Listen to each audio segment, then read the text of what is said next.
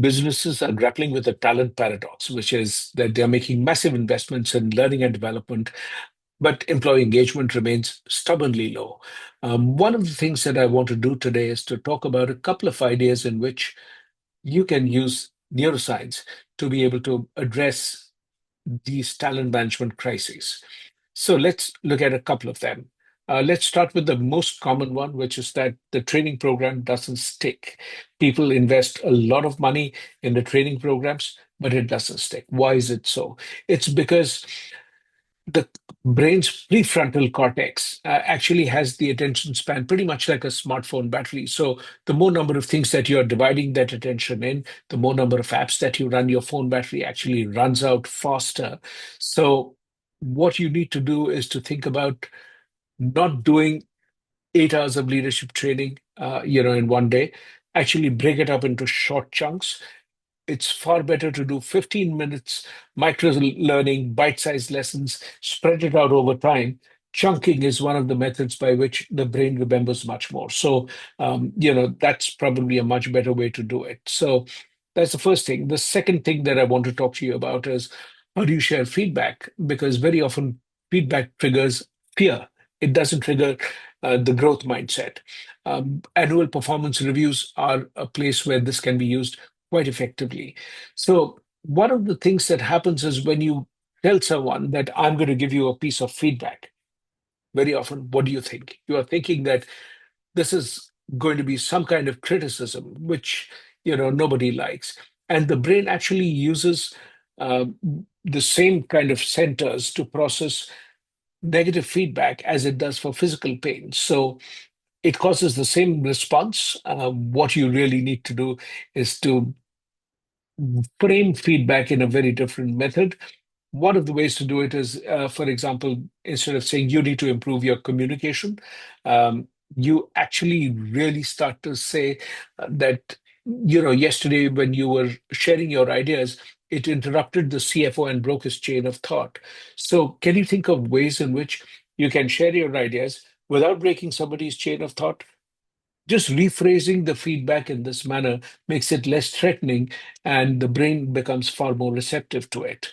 Let's talk about a third idea, which is high performers, don't seem engaged. One of the things that happens as a result is that your star employees are leaving. They don't necessarily always leave for better salaries. Of course, when they leave, they will get a better salary because that's how the market operates. But they are leaving very often because they are starved of dopamine fixes. So how do you do that? Dopamine is really, think about it as the chemical that gets triggered when you are anticipating something nice to come your way, and that triggers motivation. So when you chase a goal, for example, your dopamine gets released. The anticipation, not the reward. The anticipation of the reward actually triggers dopamine. So one of the ways to think about it is most career paths in the companies are really opaque ladders that offer very little visibility in what the next level is all about.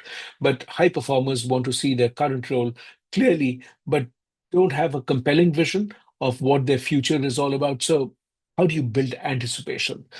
So, companies can solve this by what neuroscientists call the dopamine trails, which is visible pathways that makes your progress tangible.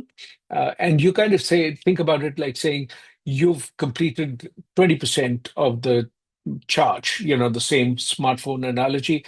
Your phone is now at 20%, it's now at 50%. That could show the readiness for the next role. And then it gives the person the opportunity that, okay, I'm almost there. So you really start to see the finish line, and that can make a world of a difference to motivation. The fourth problem is decision fatigue. Most of the times people find that every little choice, and this is what neuroscience tells us, from which meeting to attend, what to wear, what to eat for lunch, it actually draws from the same finite pool of mental energy. So the way to think about it is how do you simplify the routine choices? Those don't really need any time to think. Simplify it, and this is called decision architecture. It eliminates, decision overload. So for many of the things, putting a default option if it is good for the person, deciding to have that default option makes it much easier. So you are not really spending a lot of time deciding trivial things like which meeting to attend, what to wear, etc. And the best work is very often done by people between 10 a.m. and 2 p.m. This is the time to really where you can engage the brain to do really tough work.